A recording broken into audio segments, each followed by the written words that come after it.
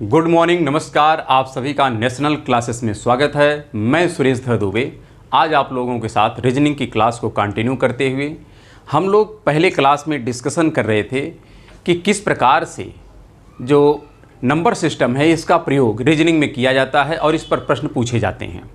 इस पर हमने कई तथ्यों की चर्चा किए थे और आज इसी को कंटिन्यू करते हुए हम कुछ आगे की बातें यहाँ पर डिस्कस करेंगे। हम आशा करते हैं कि आप लोग स्वस्थ होंगे, मस्त होंगे और अपनी पढ़ाई में संलग्न होंगे। इस प्लेटफॉर्म के माध्यम से आप लोगों को पहले से ही हिंदी की क्लासेस मिल रही हैं, साथ में आपको कुछ समसामयिकी की जो विषय वस्तु है उस पर भी आपको चर्चा की जा रही है और साथ में धीरे धीरे आप देखेंगे कि जीएस के भी क्लास आपको इसी प्लेटफॉर्म के माध्यम से मिलने लगेंगे और रीजनिंग की क्लास आपको कंटिन्यू रहेगी। तो जितना भी टॉपिक यहाँ पर डिसाइड किया गया है आरओ में, वो ये सभी टॉपिक यहाँ पर आपके साथ डिस्कस किए जाएंगे बिना किसी रुकावट के। तो चलिए हम प्रारंभ करते हैं आज सबसे पहले नंबर सिस्टम का आगे वाला पार्ट, जिसमें हम यह समझने का प्रयास करेंगे। आज हम डिस्कस कर देते हैं क्या क्या पहले हम समझेंगे।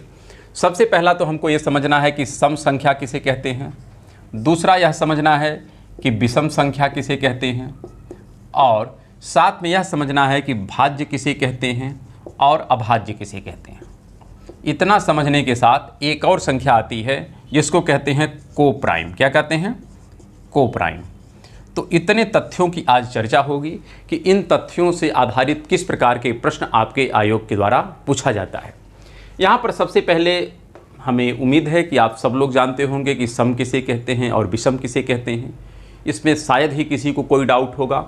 डाउट होता है तो भाज्य और अभाज्य को लेकर के, लेकिन फिर भी हमारा यह नैतिक दायित्व है कि हम आपको हर एक तथ्य को, जितने भी इसके पहलू हैं उन सब से आपके अवगत कराएं कि जिससे छोटी से छोटी त्रुटियों से आप बच सकें और एग्ज़ाम में आप माइनस मार्क गेन ना करें, क्योंकि प्लस करें या ना करें लेकिन माइनस नहीं होना चाहिए।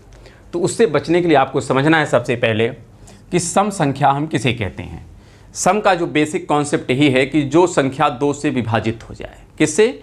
2 से विभाजित हो जाए उसे हम सम कहते हैं। सिंपल सी बात है, जो संख्या 2 से, किससे? 2 से विभाजित हो जाए उसे हम क्या कहते हैं?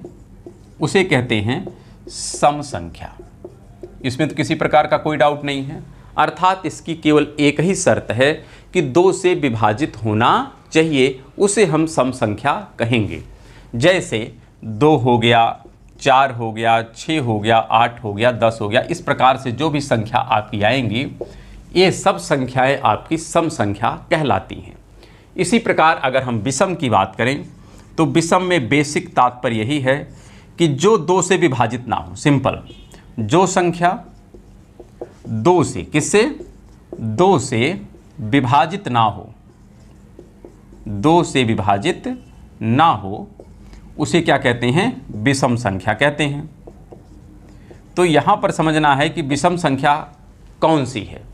अगर देखा जाए सबसे छोटी विषम संख्या, सबसे छोटी सम संख्या तो आपको 2 मिलती है, 2 से छोटी आपको सम संख्या नहीं मिलेगी। उसी प्रकार अगर हम विषम संख्या की बात करें तो सिंपल सा रूल है कि जो 2 से विभाजित ना हो तो इसकी शुरुआत कहाँ से हो जाती है? इसकी शुरुआत हो जाती है 1 से। 1 हो गया, 3 हो गया, 5 हो गया, 7 हो गया, 9 हो गया, ऐसे आप कंटिन्यू करेंगे तो ये जो संख्याएं होती हैं यह कहलाती हैं विषम संख्या। यहाँ तक हम आशा करते हैं कि प्रत्येक बच्चा समझता है कि सम किसे कहते हैं और विषम किसे कहते हैं। समस्या तब आती है जब हम लोग भाज्य और अभाज्य पर आते हैं, क्योंकि प्रश्न वहीं से पूछा जाता है, इस पर नहीं पूछा जाता है। लेकिन फिर भी पढ़ रहे हैं तो इसे भी समझ लें। कितना टाइम लगा, सब मिला जुला के 1 से 2 मिनट आप समझ चुके हैं कि किसे हम सम संख्या कहते हैं और किसे विषम संख्या कहते हैं। अब हम समझने का प्रयास करते हैं कि किसे हम भाज्य कहते हैं और किसे अभाज्य कहते हैं और इस पर किस प्रकार से प्रश्न आपके आयोग के द्वारा पूछा जाता है। तो यहाँ पर सबसे पहला आता है भाज्य संख्या। भाज्य संख्या को ही हम कहते हैं डिविजिबल नंबर। क्या कहते हैं? Divisible number. इसकी जो शर्त होती है, अगर हम शर्त की बात करें तो इसकी शर्त होती है कि यह देखिए 1 से विभाजित होना चाहिए, पहली शर्त है। 1 से विभाजित होना चाहिए, पहली शर्त है। दूसरी शर्त है स्वयं से विभाजित होना चाहिए। क्या? स्वयं से विभाजित होना चाहिए और साथ में किसी अन्य संख्या से भी विभाजित होना चाहिए, किसी अन्य संख्या से भी विभाजित होना चाहिए। अगर इन तीनों शर्तों को कोई संख्या पूरी करती है तो वह कहलाएगी डिविजिबल नंबर अर्थात भाज्य संख्या। अब हम उदाहरण लेते हैं। अगर हम मान लेते हैं एक को ले रहे हैं, किसको ले रहे हैं? एक को। तो एक आपका अगर मानते हैं कि एक जो है एक से विभाजित हो रहा है, ठीक है, एक शर्त पूरी हो गई। दूसरा हम मानते हैं स्वयं से विभाजित हो रहा है, तो एक स्वयं से विभाजित हो रहा है, चलो ठीक है। लेकिन तीसरी शर्त है कि किसी अन्य से विभाजित होना चाहिए। तो एक किसी अन्य संख्या से क्या विभाजित हो सकता है? नहीं हो सकता। तो इसलिए एक भाज्य नहीं है। ठीक, इसी प्रकार हम दो को लेते हैं। अब दो के विषय में अगर हम चेक करें तो दो आप बताइए, यह एक से विभाजित है या नहीं? एक से विभाजित हो रहा है। दो स्वयं से विभाजित हो रहा है कि नहीं? स्वयं से विभाजित हो रहा है। लेकिन क्या तीसरी संख्या कोई ऐसी है जो दो को विभाजित कर पा रही है? तो आपको ऐसा कोई और संख्या नहीं मिलेगी जो दो को विभाजित कर पाए। दो को विभाजित करने वाली केवल स्वयं है और एक है। अर्थात दो जो है इस शर्त को पूरा कर रहा है और इस शर्त को पूरा कर रहा है, लेकिन तीसरी शर्त को पूरा नहीं कर पा रहा है। अर्थात दो भी भाज्य संख्या नहीं है। एक भी भाज्य नहीं है, दो भी भाज्य नहीं है। आते हैं तीन पर। अगर हम तीन को ले लें तो तीन बताइए क्या भाज्य है या अभाज्य है? तो आप देखिए तीन के विषय में, यह एक से विभाजित हो रहा है, ठीक है, तीन से विभाजित हो रहा है अर्थात स्वयं से विभाजित हो रहा है, ये भी ठीक है। लेकिन क्या कोई तीसरी ऐसी संख्या मिली जो तीन को विभाजित कर पा रही है? तो तीसरी कोई संख्या नहीं अवेलेबल है जो तीन को विभाजित कर दे। अर्थात यह भी केवल दो ही शर्त को पूरा कर रहा है, तीसरी शर्त को पूरा नहीं कर रहा है। अर्थात तीन भी भाज्य संख्या नहीं है। तो सबसे छोटी भाज्य संख्या कौन है उसकी बात करते हैं। एक सबसे छोटी संख्या है तो ये भाज्य है नहीं। दो मान लेते हैं सम है लेकिन भाज्य नहीं है। तीन विषम है लेकिन भाज्य नहीं है। तो सबसे छोटी भाज्य संख्या कौन है? वह आती है चार। कौन आता है? चार। अब चार के विषय में आप चेक करो। चार जो है एक से विभाजित हो रहा है, स्वयं से विभाजित हो रहा है अर्थात चार से विभाजित हो रहा है, साथ में दो से भी विभाजित हो रहा है। तो इसका तात्पर्य है चार एक भाज्य संख्या है। तो चार जो है सबसे छोटी भाज्य संख्या है। यह आपको याद रखना है। पूछा जाता है सबसे छोटी भाज्य संख्या कौन सी है, तो वह होती है चार। चार सबसे छोटी भाज्य संख्या है। यहीं पर लोग कन्फ्यूजन में पड़ जाते हैं, क्योंकि जैसे ही वो भाज्य लिखता है लोग भाज्य को ही सम संख्या समझ लेते हैं, जबकि भाज्य एक अलग कॉन्सेप्ट है और सम संख्या एक अलग कॉन्सेप्ट है। तो भाज्य सबसे छोटा चार है। चार से छोटी कोई भाज्य संख्या आपको नहीं मिलेगी। इससे बड़ी बहुत सी भाज्य संख्याएं आपको मिलेंगी। जैसे और भी उदाहरण के तौर पर हम यहाँ पर लिख देते हैं, और इसी प्रकार से आपसे प्रश्न भी पूछा जाता है आयोग के माध्यम से, और हम लोग उसी में कन्फ्यूजन में पड़ जाते हैं। पहले हम कुछ उदाहरण ले लेते हैं। अब जैसे मान लेते हैं चार ले लिया, क्या पाँच भाज्य है? नहीं है, क्योंकि यह केवल एक से कट रहा है और पाँच से कट रहा है। कोई तीसरी संख्या इसको नहीं काट पा रही है, तो ये भी नहीं है। चलो फिर हम बात करते हैं छः। तो छः एक से कट रहा है, साथ में छः स्वयं से कट रहा है, और भी इसको काटने वाली बहुत सी संख्याएं मिल रही हैं। तो इसका तात्पर्य यह भी भाज्य संख्या है। सात भाज्य नहीं है, आठ भाज्य है, नौ। अब नौ पे फिर से आपको कन्फ्यूजन आ गया। नौ क्या है? क्या नौ भाज्य है या नहीं? तो नौ है तो विषम संख्या, लेकिन भाज्य के दृष्टिकोण से, किस दृष्टिकोण से? भाज्य के दृष्टिकोण से नौ एक भाज्य संख्या है, क्योंकि नौ एक से भी कट रहा है, नौ से भी कट रहा है और तीन से भी कट रहा है। अर्थात यह तीनों शर्त को पूरा करता है। अर्थात नौ क्या है? एक भाज्य संख्या है। तो यहाँ पर विषम संख्याएं भी भाज्य संख्या हो सकती है। बस समझाने का तात्पर्य यही हमारा है कि विषम संख्याएं भी भाज्य हो सकती हैं। सिंपल सा रूल है। आप ऐसा कदापि मत सोचिएगा कि विषम संख्या भाज्य नहीं हो सकती, विषम संख्याएं भी भाज्य हो सकती हैं। जैसे 9, 11 की बात तो अगर हम करेंगे तो 11 पुनः भाज्य नहीं है, क्योंकि 11 या तो 1 से कटेगा या स्वयं से कटेगा। लेकिन जैसे 12 पे जाएंगे 13 फिर नहीं कटेगा, 14 भी कटेगा, 15 भी कटेगा, क्योंकि 15 जो है 1 से कटता है, 15 से कटता है और 5 से कटता है।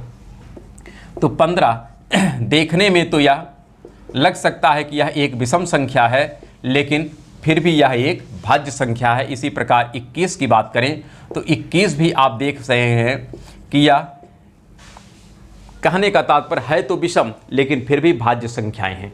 तो इस प्रकार से भाज्य संख्या का जो कॉन्सेप्ट है वह सिंपल है कि वह 1 से कटना चाहिए, स्वयं से कटना चाहिए और किसी अन्य संख्या से भी कटना चाहिए, उसे हम कहेंगे भाज्य। चाहे वह सम हो चाहे वह विषम हो, इसका कोई मायने नहीं है, सिर्फ और सिर्फ वह अपनी शर्त को पूरा करेगा तो विषम संख्याएं भी भाज्य संख्याएं हो सकती हैं।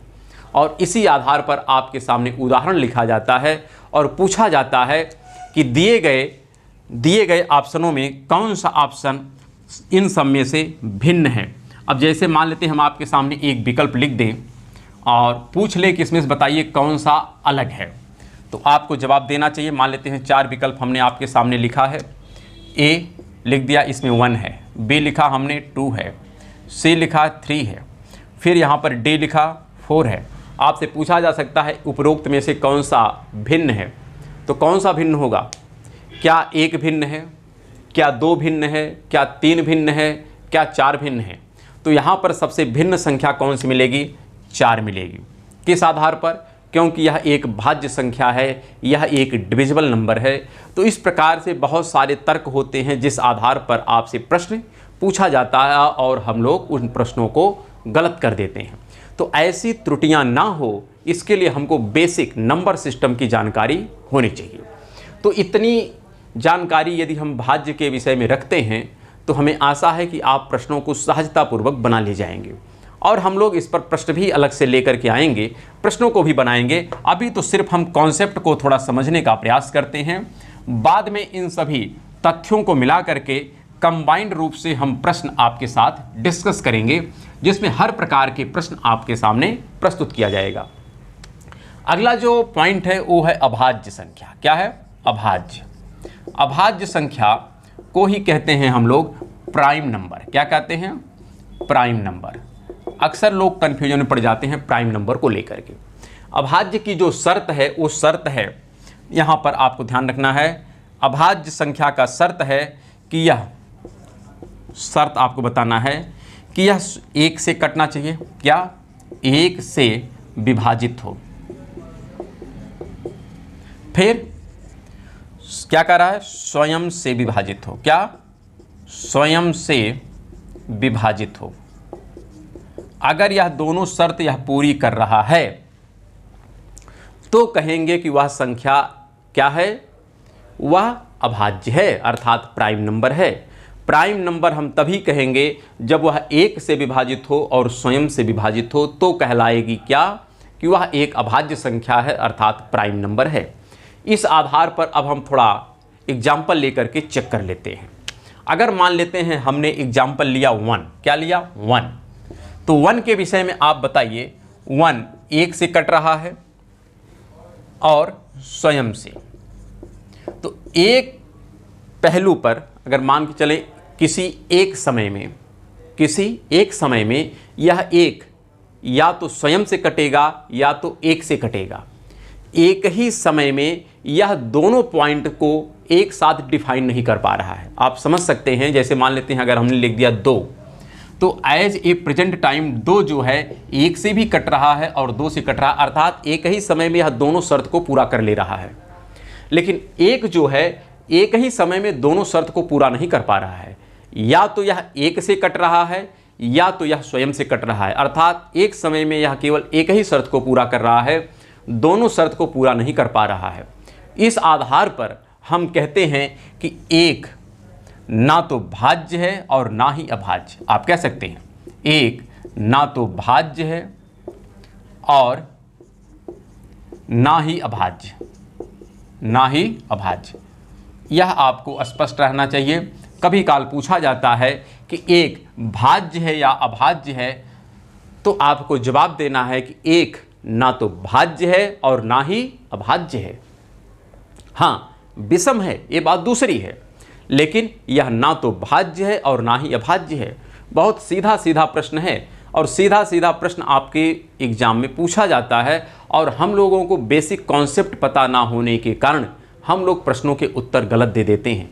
तो चाहे इसको आप रीजनिंग मान लो, चाहे इसको आप मैथ का कह सकते हैं बेसिक कॉन्सेप्ट मान लो, लेकिन यहाँ से प्रश्न पूछे ही जाते हैं। बगैर इसके आप रीजनिंग भी नहीं समझ सकते हैं, और बगैर इसके मैथ समझना तो बहुत दूर की बात है। चलिए, इसी आधार पर हम बात करें दो के विषय में, तो दो किसी एक ही क्षण में यह दोनों शर्त को पूरा कर रहा है, अर्थात एक से भी कट रहा है और दो से भी कट रहा है। तो इस आधार पर हम कहें कि सबसे छोटी अभाज्य संख्या कौन है, तो सबसे छोटी अभाज्य संख्या है 2। ऐसा पूछा जा सकता है कि सबसे छोटी अभाज्य संख्या कौन सी है, तो यह है 2। सबसे छोटी भाज्य संख्या कौन सी है, तो 4। सबसे छोटी भाज्य संख्या 4 और सबसे छोटी अभाज्य संख्या 2। हमको एकदम कन्फ्यूजन में नहीं पड़ रहा है, क्योंकि बहुत से बच्चे इसी कन्फ्यूजन में पड़ जाते हैं कि सम और विषम को लेकर के, भाज्य और अभाज्य को लेकर के दोनों को एक दूसरे में मिक्स कर देते हैं, जबकि दोनों का कॉन्सेप्ट बिल्कुल अलग है। सम विषम अलग तथ्य है और भाज्य और अभाज्य एक अलग कॉन्सेप्ट है। तो ध्यान रखिएगा, सबसे छोटी अभाज्य संख्या या सबसे छोटी प्राइम नंबर 2 होती है। क्या होती है? 2 होती है। एक ना तो भाज्य है और ना ही अभाज्य है। यदि आप इन तथ्यों को समझ चुके हैं तो मान के चलिए आप प्राइम नंबर के विषय में समझ चुके हैं। आपसे पूछा जाता है कि आपके सामने विकल्प दे देगा और पूछेगा कि बताइए इसमें से कौन सी संख्या है जो क्या है, प्राइम नंबर है। क्या है? प्राइम नंबर है। और फिर आपको बताना पड़ता है। वहाँ पर बहुत से एग्जाम्पल आपके सामने रख देता है और पूछता है कि बताइए इसमें से कौन सा प्राइम नंबर है। अब सपोज दैट आपके सामने विकल्प लिख रहा है और विकल्प ऐसे लिख दे कि 3, 5, 7 और 9। बताइए इसमें से भिन्न कौन सा है, तो भिन्न 9 हो जाएगा। क्यों 9 हो जाएगा?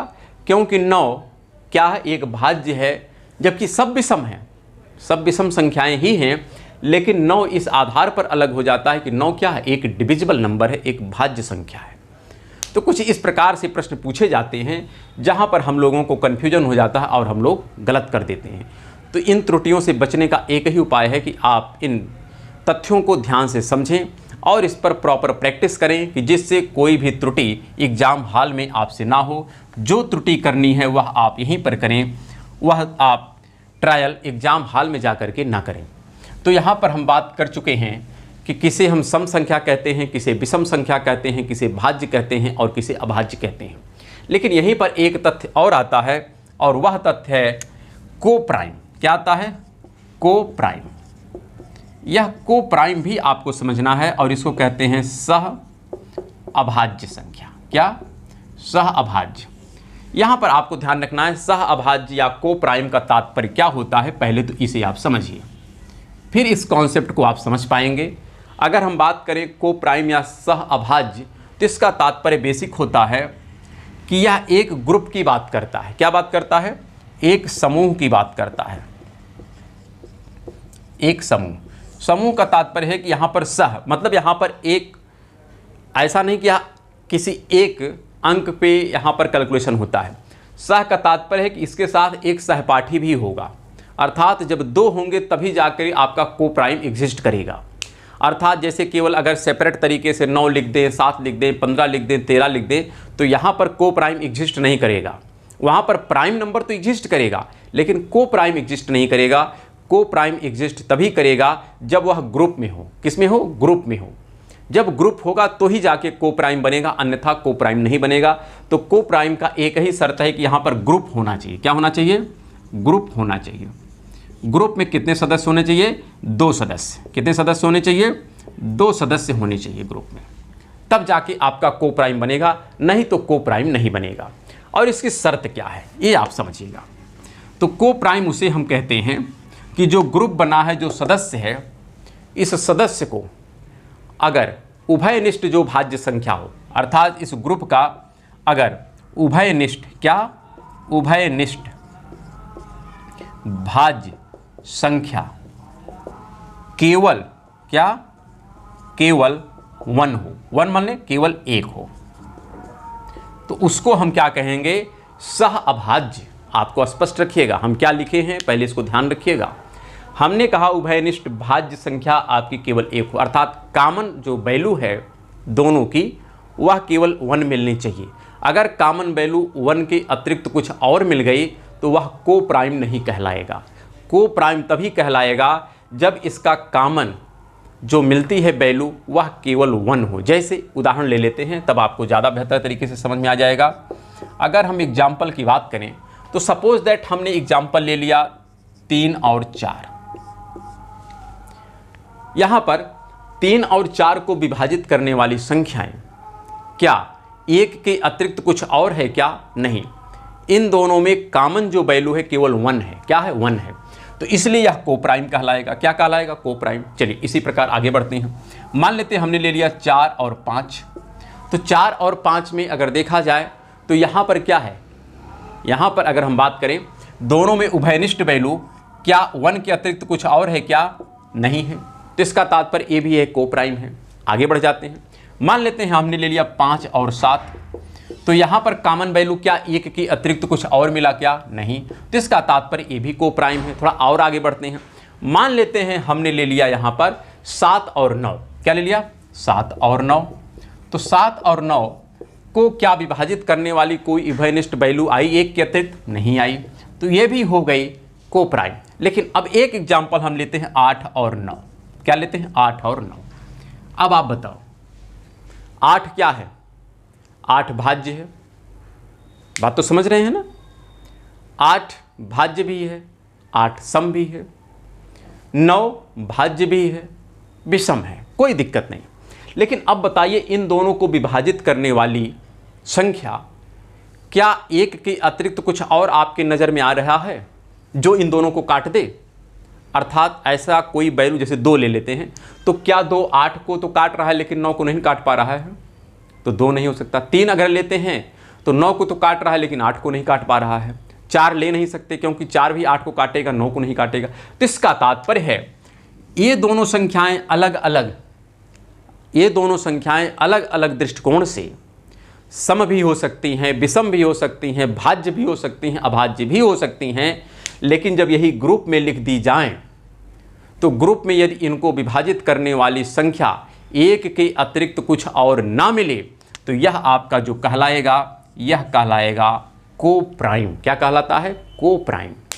को प्राइम के विषय में हम आशा करते हैं कि आपको कुछ बातें स्पष्ट हो गई होंगी कि को प्राइम हमेशा एक ग्रुप के रूप में ही फॉर्म होता है जिसमें 2 सदस्य होते हैं और दोनों सदस्यों में जो कॉमन वैल्यू है यह केवल 1 मिलना चाहिए। यदि 1 के अतिरिक्त कुछ और मिल गया तो वह को प्राइम नहीं कहलाएगा। जैसे हम थोड़ा और उदाहरण ले लेते हैं। अब मान लेते हैं हमने उदाहरण ले लिया 9 और 12। क्या ले लिया? 9 और 12। तो 9 और 12 को ले लो। अब 9 और 12 को जब आप लेंगे तो इन दोनों को विभाजित करने वाली जो संख्या है यह 1 भी है, 3 भी है। तो इसको विभाजित करने वाला जो उभयनिष्ठ वैल्यू है यह 1 मिल गया और 3 मिल गया, अर्थात यह को प्राइम नहीं। इसी प्रकार अगर हम बात करें 8 और 24, तो 8 और 24 को विभाजित करने वाली जो संख्याएं ली जाएंगी कई मिल सकती हैं। कौन कौन इसको विभाजित कर सकता है? सबसे पहले तो 1 से विभाजित होगा, 2 से विभाजित होगा, और किससे विभाजित होगा? 4 से हो जाएगा विभाजित, ठीक है। और किससे होगा? 8 से हो जाएगा विभाजित। तो इसका तात्पर्य है यह भी क्या है? यह भी को प्राइम नहीं है। तो को प्राइम होने की शर्त यही है कि वह संख्या केवल और केवल 1 से विभाजित होनी चाहिए, उसको हम कहेंगे को प्राइम। तो इतने तथ्य यदि हम समझ लेते हैं तो ये हो जाते हैं को प्राइम, प्राइम, सम, विषम, भाज्य और अभाज्य। इतने तथ्यों को हमको समझना है। और इसी को अगर हम आगे बढ़ाते हैं को प्राइम वैल्यू को, तो को प्राइम वैल्यू काफ़ी ज़्यादा महत्वपूर्ण होता है जब हमको लघुत्तम समापवर्त और महत्तम समापवर्त पढ़ना होता है। वैसे लघुत्तम समापवर्त और महत्तम समापवर्त से आपके एग्जाम में प्रश्न की अपेक्षा बहुत कम होती है, इसलिए उसके विषय में तो हम अभी डिस्कशन नहीं करेंगे। लेकिन वहाँ पर जो भी फैक्टर बनते हैं वे सभी फैक्टर को प्राइम के रूप में ही बनाए जाते हैं, इसलिए को प्राइम हमको समझना चाहिए कि को प्राइम हम कहते किसे हैं। अब हम लोग जो नेक्स्ट क्लास होगा उसमें हम लोग जिस तथ्य की चर्चा करेंगी वह तथ्य हमारा होगा, सबसे पहले हम समझेंगे कैलेंडर, कैलेंडर के विषय में किस प्रकार के प्रश्न पूछे जाते हैं, और उसके पश्चात अगला जो हमारा टॉपिक होगा वो होगा क्लॉक, घड़ी। तो सबसे पहले हम पढ़ेंगे अगले क्लास में कैलेंडर और उसके पश्चात पढ़ेंगे क्लॉक। तो फिर मिलते हैं हम लोग अब नेक्स्ट क्लास में, तब तक के लिए नमस्कार, धन्यवाद।